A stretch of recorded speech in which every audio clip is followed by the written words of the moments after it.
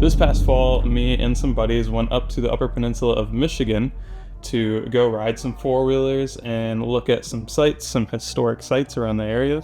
And I decided I wanted to document it with my first ever camera that I purchased. I think it was like $300 brand new or something like that. It's a Sony HX400V, and this baby zooms all the way to like 2,000 millimeters. It's kind of crazy. Optical too.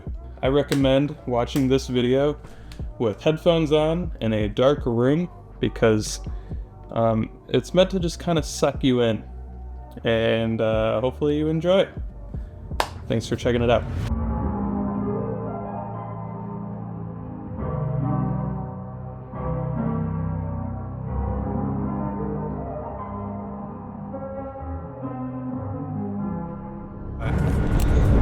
There we go.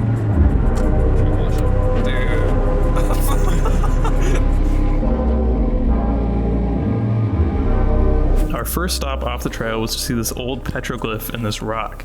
It's hard to see through video, but it has a little bit of resemblance of a ship. Legend has it, Native Americans carved it as they saw a medieval Scandinavian ship traversing through inland American waterways at least a few hundred years before the time of Columbus. So like Vikings. Now that's just one theory. A lot of others have tried to figure out the origin of this petroglyph with no real solid conclusions. A long time they figure Indians carved it when they could see it, because you used to be able to see the lake. From here? Yeah. Wow. It's right on the other side of the tree.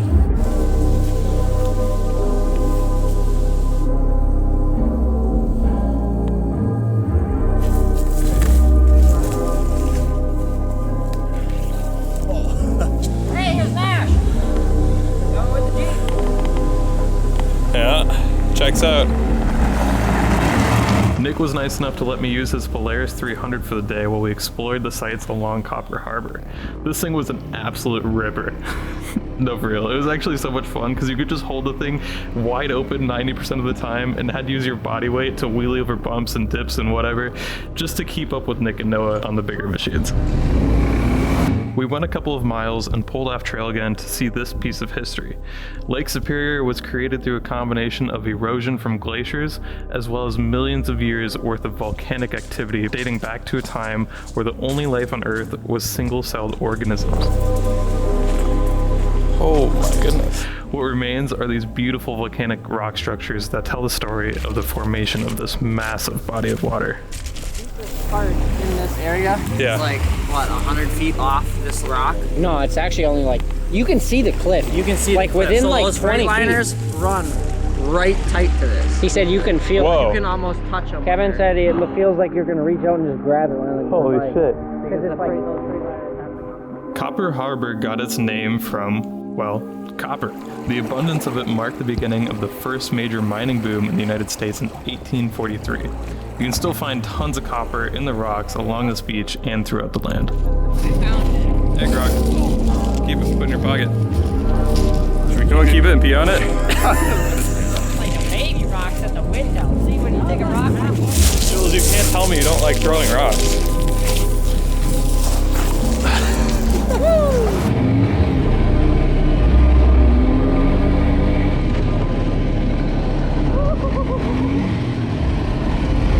Wobbling. Light it on fire and take the insurance money. Yeah, I like it. I could feel it. I knew you were going really fast and you slowed down.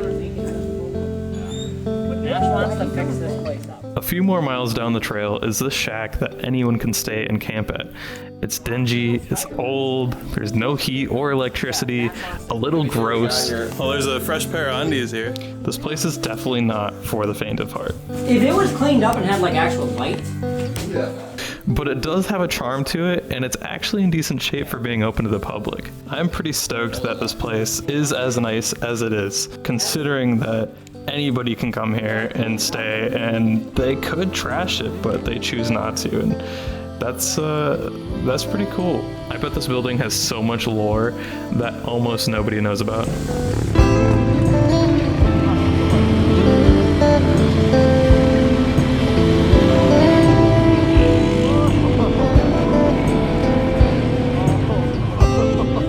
This is my first time in the Upper Peninsula of Michigan, and I knew it was impressive, but I didn't expect to have these sights in the North Midwest. Seeing this amount of water and knowing that it's not an ocean or a sea kinda messed with my mind a little bit. Watching these waves crash over the volcanic remains, I was pretty blown away.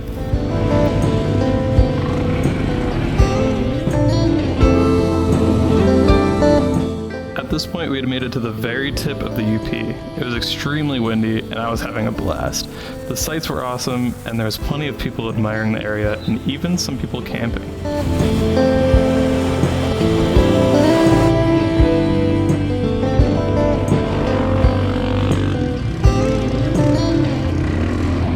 We were riding pretty hard, especially Nick. That thing is so loud.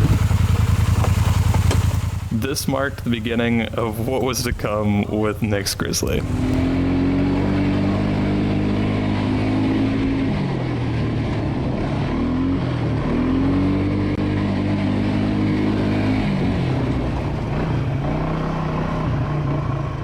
We stopped at this rocket launch site. In 1964, this site was actually used by NASA to send a rocket into space, a first for Michigan. The largest rockets being sent were two-stage Argo B-13s weighing about 1,700 pounds apiece.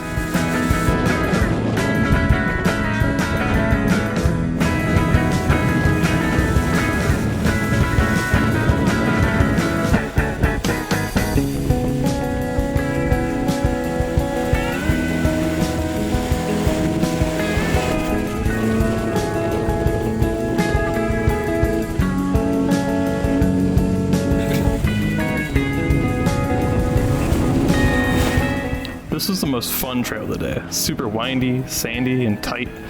I was using every drop of power that little 300 had. The trail led us to another beach, but this time with super fine sand instead of the small rock. The waves here were massive. Probably surfable, but you really wouldn't want to as that water was cold.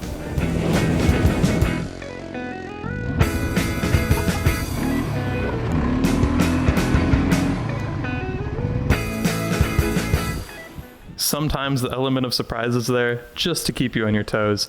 Unfortunately, I didn't get video of this, but I did get audio. Whoa! Whoa! What the? Oh my god! It ended up being that Nick's lower ball joint completely fell out. Luckily, the one wrench that Nick had was the right size to tighten not only the ball joint, but apparently every single other bolt and nut was finger tight within that corner of his suspension. I don't know what he was doing, but we got it all figured out. That was the end of day one. The next day, we decided to stay away from the water a little bit and explore some of the other beauty in the area. Over on the outside of the water? Holy Buckets is right. It was, yeah, the mud was bad. We found a couple of hill climbs that the 300s could hardly make up. An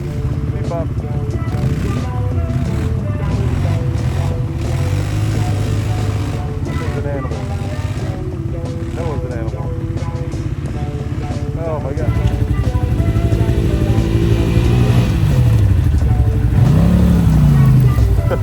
Four-wheel drive is so much faster. This trip was pretty awesome. I'll definitely be coming back in the near future, maybe on a snowmobile next time. Thanks for watching. Deuces.